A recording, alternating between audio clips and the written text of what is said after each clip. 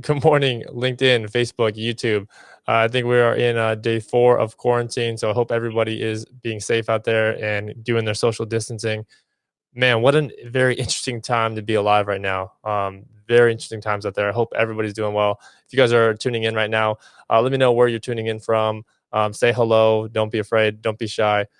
This is going to be the new norm where we're just coming together digitally here. So, today's episode, we're going to continue the show as planned. Today, we're talking about continuing culture. So, in light of everything that's going on right now, this is going to be the number one thing that's going to be on organizational leaders' minds is how do we continue to keep up the culture that we have worked so hard to create here? How do we continue this culture across a now a digital border, right? So everyone's distancing. How do we keep this culture going? So the man I have on today, John Ross, he's an IT thought leader, servant leader with over 20 years of experience in supply chain, logistics, consumer goods, distribution center. Has done IT work in the IT business, 14 years with Andrews Distributing.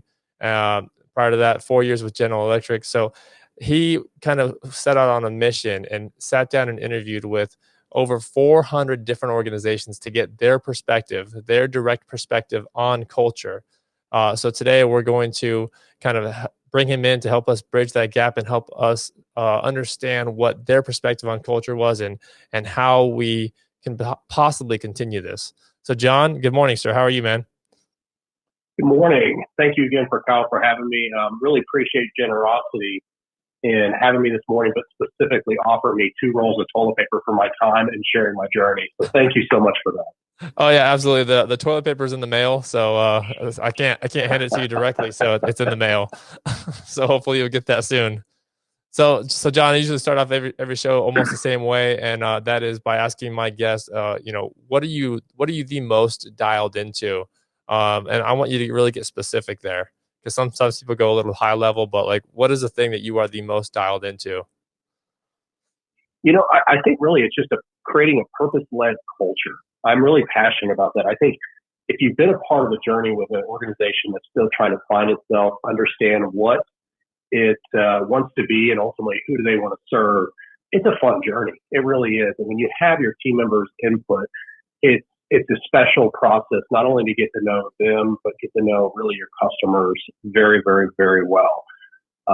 And I think it's a unique point of difference that not every organization takes as a part of their journey. So for me, that was a big part of what I do. Now, technology is something I'm passionate about, but creating that purpose-led culture is really a special element within kind of the subculture of technology that's really just gets me excited. Oh yeah, okay. So let's scale this all the way back to your beginning here. So what was the driving force that led you to go, hey, I'm going to go sit down with all these organizations. I'm going to start to kind of mentally and physically record like what their perspective is on this, and just start to take a mental note of this. Like, how did that kind of come to be? Well, I think, as I mentioned earlier, to really be a part of a journey for an organization to go through and find what what do they stand for. It's a fun journey, but I know everyone is going to end at a different point, and I wanted to understand what organizations, where do they end if they've gone across this journey, if they've actually done the legwork and really brought the right people in to understand what's the underlying pulse of the organization. Where do they end? And that was really what I wanted to try to find out. And what clearly I found out, and we can talk more about it, was every organization is in their journey at a different point. Some of them are starting this journey. They're still trying to figure out what they do and who they serve. They may make, really good widgets, but they don't really understand what their ultimate purpose is, their rallying cry for the organization. And they're trying to find out what that is. And then other organizations, and there's quite a few out there in the DFW, let alone the U.S., but they really understand their core purpose. They understand what they're meant to be doing, right? And while it may be selling widgets, ultimately to serve some greater purpose beyond just returning value to shareholders. So that is really, it's a fun way for me to get to know great people, but understand what are they doing, where do they end up on their journey.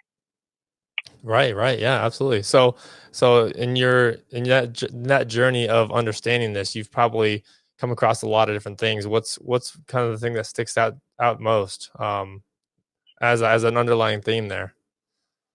Well, obviously, every organization's in a different spot, right? There's not a clear milestone for these organizations to say, okay, once you've been in business for 5 years, you should be here. And then once you've been in for 20 years, you should be here. That really doesn't exist. I think it takes the right leaders to understand this is important for the organization. I look at it as from a hiring manager and ultimately a leader within an organization, it's easier for me to bring on talent and keep them engaged if the organization is thinking along these lines. It really is, especially in a hyper-competitive market for technology talent. You take some of the DevOps and infrastructure folks that are very difficult, cyber folks that are very difficult to find, let alone keep them engaged with one organization. If an organization is taking these steps to really figure out what they do and their core purpose, it makes my job easier. But ultimately, I think we all rally around a greater purpose, and we have a mission beyond just serving this one customer. It's bigger than that. So that really is where I've found that it's every organization's in their different point in their journey through this process. So it really is. There is no cookie cutter approach to this. That's what I found. I think that's the overall thing. Got it. So if we want to get really specific here so that we can truly understand here, like, can you give us like a specific example of a core challenge that you've seen? A core challenge. Well, obviously, having the senior leaders understand the value for defining this core purpose. I mean, it's not always clearly understood. It could feel very mushy and really not have any kind of tangible value going down this journey, because it takes time, it takes energy, it takes an investment for an organization to define their purpose and really stick behind it. And honestly, during these times that we're seeing, will they adhere to their culture? Will they adhere to their core purpose given the circumstances around us at this present moment? It would be a great test to organizational cultures.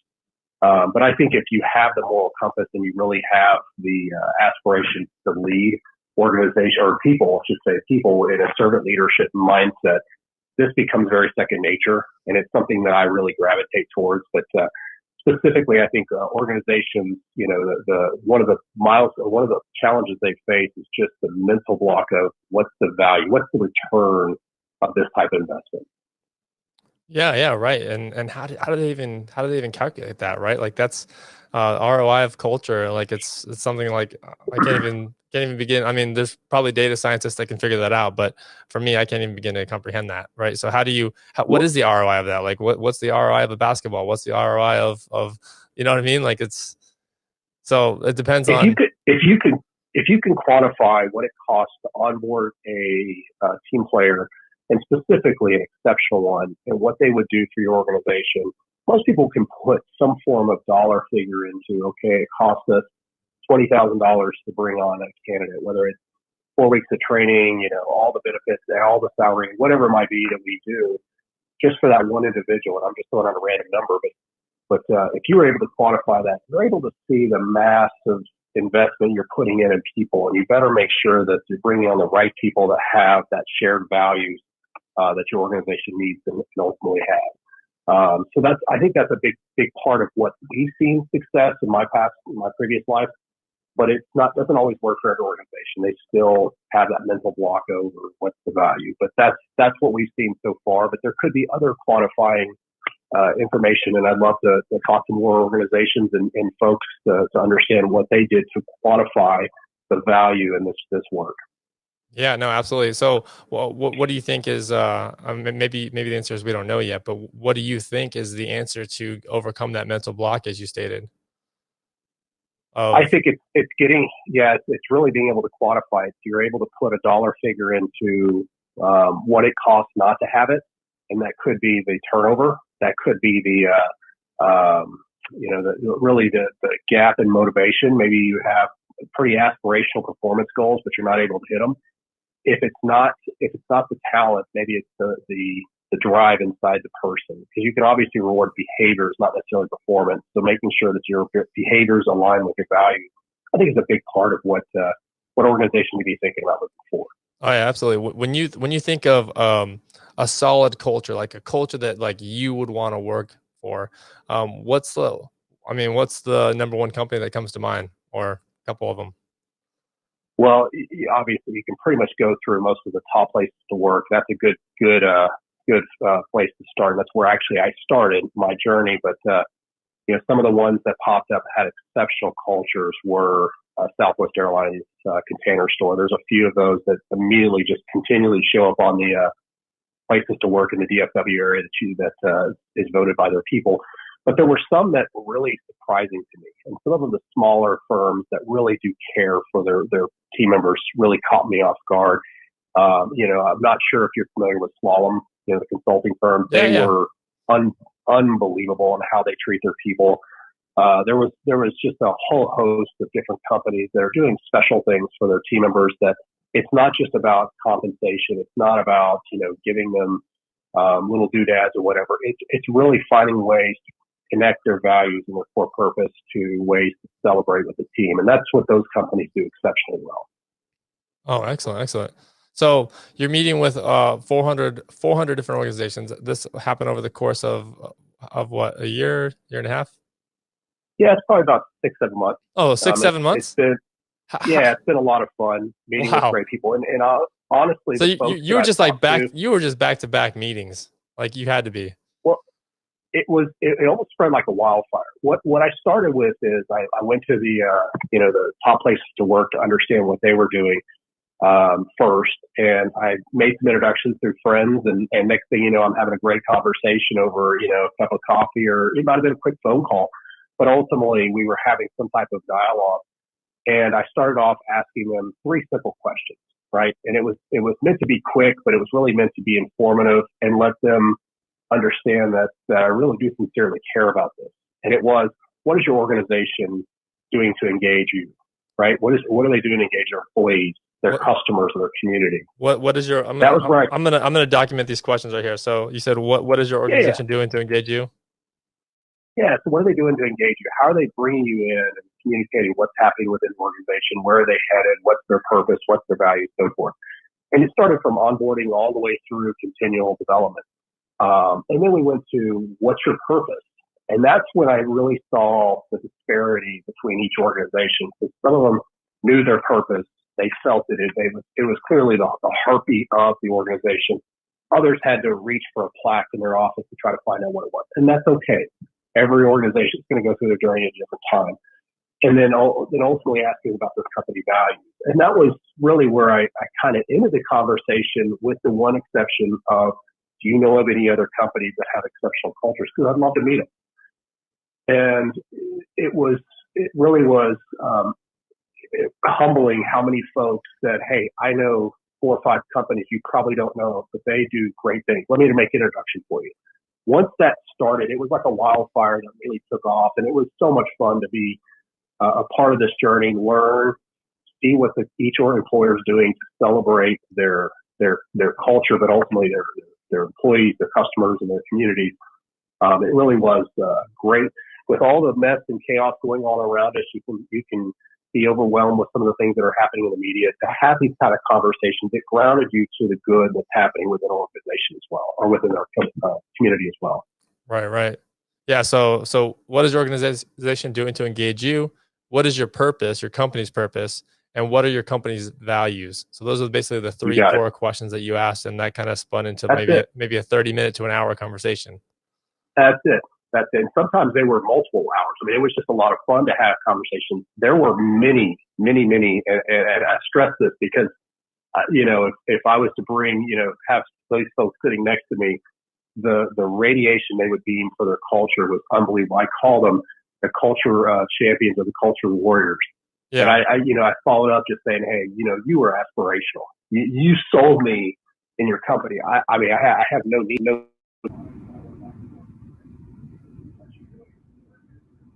Wow. And you didn't podcast this?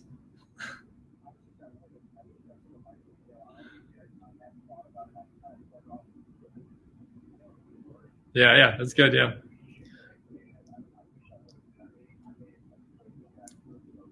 I think there's something there. I think there's something there, John. I think there is. I mean, because just to be a fly on the wall in those conversations, just to understand it. But there is something to be said about the cameras are on, the lights are on. We're live on LinkedIn. We're live all over the place. People put up a little bit of a guard. So maybe potentially what you heard from them in that more intimate setting was a little bit different than you would get otherwise, right? So potentially that could have changed the course of the responses you got. So what was the most what do you think was the most surprising response that you got? And we'll keep going on this, and then we'll pivot into. I want to pivot into quickly, like, okay, well, how do we go forward here? But it's interesting to me. So, what do you think was the most surprising?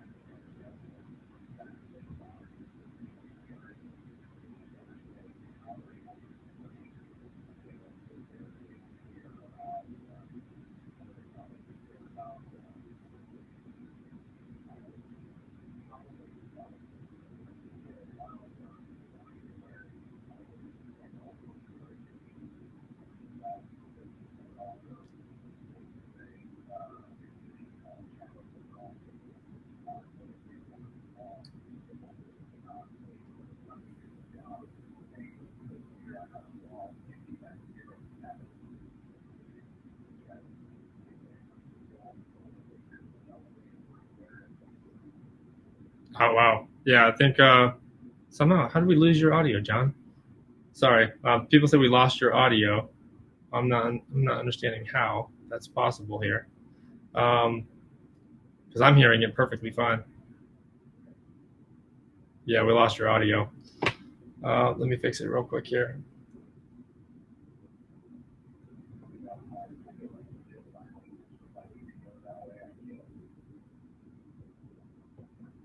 This is so. Oh man, this is so.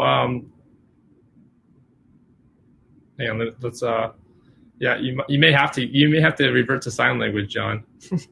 You may have to. Um, Try that again. Is that better? Yep. Okay. Good. Keep going. I'm not sure where we left off, but just it really was a fun journey to be a part of. That you've learned so much about every organization and how they intertwine the values, their core values, into ways to celebrate their team members, the community, and their customers. It was just a lot of fun. Yeah. No. Absolutely, man. So, sorry, lost our train of thought there. So just keep picking back up there. So what else? Tell me another story so we can get back into the flow of this. Yeah. Well, one thing I mentioned slalom earlier, but the head of slalom, the CEO, has passions, and obviously their passion is, I believe it was making wine and olive oil. Believe it or not, they enjoyed making the that process, and what they did is they figured out a way to celebrate certain milestones that together, where the CEO could participate in a passion of his and share it with his team members, that I thought was really special. Where once they hit certain milestones, there was a bottle of wine for every employee that was personally engraved. It was sent to the employees, and if they were under 21, they got the bottle of olive oil, or if they preferred olive oil, they could get that instead. But it was just a way for a CEO to connect a passion of theirs into a way to celebrate. To me, I thought that was really special, and that necessarily didn't it may have been a little bit different from aligning to their core purpose, but I was one that I just thought was a unique way for a CEO to connect with their employees in such a humbling way to share a passion of theirs. But I thought that was really fun. That was a fun way to celebrate that their employees. Oh yeah, no, that does sound like a fun way. So as we pivot to moving forward, right, continuing culture. All right, so not saying that you have all the answers here, but let's get a dialogue going of like, how do we continue this? I heard one example yesterday from Craig Broussard. He said that their company, NCH Corp out of Irving, that they're doing daily stand-ups right now. Yeah, so they're doing a daily stand-up meeting, which in a normal circumstance, like I'm not necessarily. I came from the AT&T world, so like I kind of hated daily stand-up meetings, but because sometimes you get like a meeting for the meeting, and then it just gets a little overwhelming. But like especially during these times, I think it does make sense because it's bringing people together on a daily basis. That way, you're not out there alone on an island. I think to me, that's like the number one concern is that all these employees of all these companies, like they're right now, everyone's just like fending for themselves and like kind of probably focused on themselves at the moment. But once we get back to this, like you're going to be left on an island is what it might feel like. Right. And if you're not used to that, like some people are very not used to that, like that's going to be a culture shock. Right. So how do we best support them? That's the question. I'm glad you said that. I was listening to Simon Sinek just yesterday, and he addressed this very subject. And I think he said it simply as, he hopes that leaders demonstrate empathy. Everyone is going through a journey right now, whether it's a personal fear or just, the epidemic is overwhelming and putting us in a position where we're not familiar with what to do. Have empathy. Right? Check in with the team members. Don't just rely on the stand-ups where you're in a group setting. Check in with them. I think a lot of managers are becoming more of a micromanager in this type of environment. They're wanting to make sure that they're getting value from this remote workforce. And if they don't get a response to an email within, say, a couple minutes, they immediately start to think and assume the worst. And I believe that's not a healthy place for managers to be. I think they need to check in with their team members and don't just rely on text, don't just rely on email, because it's a new skill for a lot of different folks. They don't know how to manage it. They're still trying to navigate, not only setting up their office, but how to work with their kids in the house, or all the things that are going around them. And I think it's just having empathy. But I think that goes both ways, as Simon Sinek said.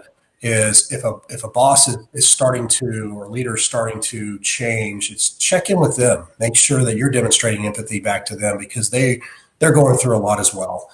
And I think we all need to have a little bit of understanding and really patience through this process, and extend grace. It's not easy to do, but I think it's something that we must do during this transition. And I think you start off the conversation well of this may be the new norm, and it very well could be. But I think as we all adjust, we're all adjusting at different paces, and just, have grace. Yeah, no, I mean, grace is going to be the most important thing as we go through this. Just thinking about, like, I think perspective is going to be another very important thing here, right? Just like there's so many people that can't actually work from home, like their jobs can't work, like you cannot work from home. So having empathy to those people that, they're just going to be out in, like, no job, no money. What are they going to do? How are they going to eat? How are they going to pay their mortgage? How are they going to pay their rent? I know that they're suspending evictions, which is really good. And they're suspending foreclosures. And they're trying to give a stimulus package to the working class, which is good and great. But long term, I don't think it's going to do much long term. So, having that empathy and perspective of, like, hey, I got a job still and I'm able to work from home. Like, be thankful and be grateful for what you do have, and just kind of take that mentality in it and give everybody grace, right? Like you said. Yeah, no, I think the stopgaps that are pulled out by the federal government is really it's noble, but I'm not sure it's solving the problem. And I think, we all need to rally around, extending grace and patience during this time. and respect. And I think some folks are ignoring what's being said, and they're going out and being a little reckless and doing things they probably shouldn't, considering all the advice we've gotten from well-respected leaders. But just really just being patient, being thinking of others in this time is something that should be extended to the full capacity, and that's hard for folks to stop, think of others, and make sure they're protecting themselves, but also other in this time. Yeah, no, absolutely, very well said, John. So what else? What haven't I asked you that you would have asked yourself if you were in my shoes? Well, I think the one thing as I was going down this journey of meeting with so many great organizations, at I would say probably a third or fourth into it, I started asking a different question towards the end because I was just curious. And I asked them, how do they perceive investments in cybersecurity? Because that's something I care deeply about. If I care about someone, I want to protect them. And if it means putting in perimeter, security, that means perimeter security. If that means in the workplace, if that means investing in training to make sure they're aware, then that's what we should do. But I asked them, how do they perceive those type of investments? And most of them looked at it like a compliance, type of investment, which is a little bit disarming. You have this great culture that treats really a skill and a capability we're arming the workforce with, or a tool that we're arming the workforce with, in a way to keep them safer. I think that could be an extension of your culture. Taking hey, we built this great culture of trust. How do we extend that with these type of investments? A lot of times they looked at it the same type of investment as a fire extinguisher on the wall, or maybe an exit sign in their door. It's, hey, the fire marshal said we had to, or HIPAA said we had to, or SOX said we had to. Instead, change those into, hey, the organization is making sure you're safe. They're making sure you're protected, not only here, but potentially with the skills we're giving you, take it outside the workplace, take it into your home environment, share it with your friends and family. We're giving you great tools that are very applicable considering the climate we're having with the threat vectors that are out there. It was really eye-opening when I went through and asked that additional question towards, like I said, about really 3/4 of the folks that I met with, because almost consistently they did see cyber as a compliance type investment rather than a way to promote and extend the culture. And I thought that was a big miss, which that started a lot of conversations, as I shared what I've been through and the journey that I've seen personally, where one click can erode trust. I mean, one click with one employee that may have elevated rights eventually can take down what maybe years and millions of dollars in culture investment was meant to build and fortify, was eroded within one click. It was pretty scary and daunting that some of these organizations hadn't thought about that in the same context, and how quickly what they have built could go away. So that's probably the one question I would ask is what did I learn out of this process outside of these great companies and what they're doing to build cultures, is how fast it can erode away because they're not paying attention to a way to incorporate their security investments into a cyber culture. I thought that was really interesting. Yeah. So let's talk about that. So having culture. Now we're getting really deep here. Having culture within like an IT organization, specifically within the cybersecurity portion of the IT organization, right? And how important that is, because everyone's got to be on the same team. They got to be on the same plane, right? Understanding one another and being able to be open about, hey, not being fearful of their job, right? Because in cybersecurity, a lot of people I think there's like this perception of a cybersecurity professional, like if a company gets hacked, it's on them. It's completely on them.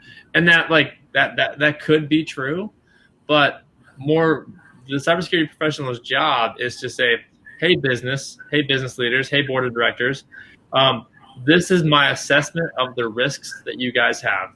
So this is what I recommend you do about it, A, B, C, D. whether or not you guys do A, B, C, D, because you have the budget for it, the time for it, the manpower, whatever the variables there, whether you can do that or all of it or some of it is kind of irrelevant to the fact that these are the risks, period. So if you only do A and B and you leave C and D wide open, and then we get hacked, it's not like I told you so, but it kind of is like I told you so. So, yeah.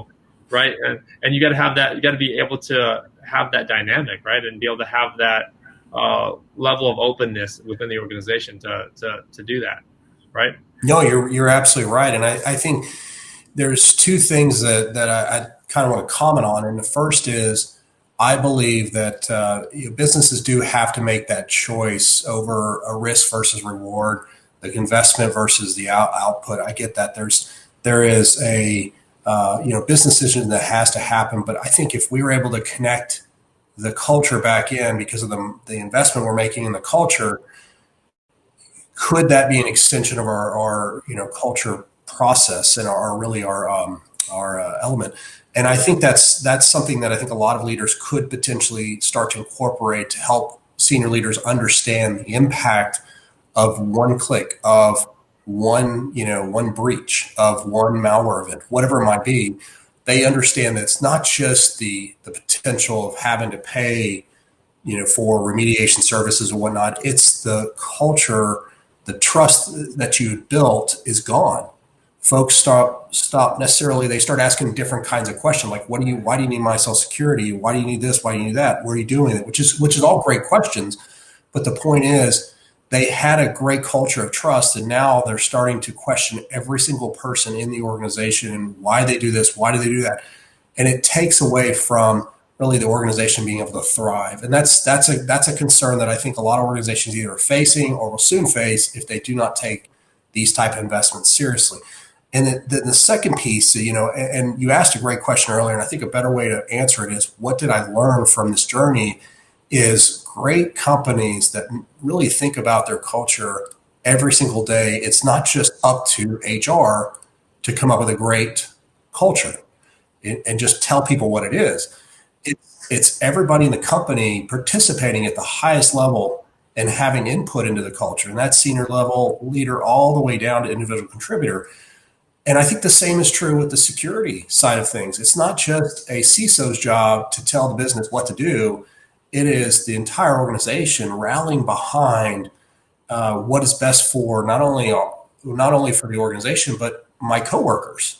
I have to protect them. I have to protect my customers. I have to protect the community.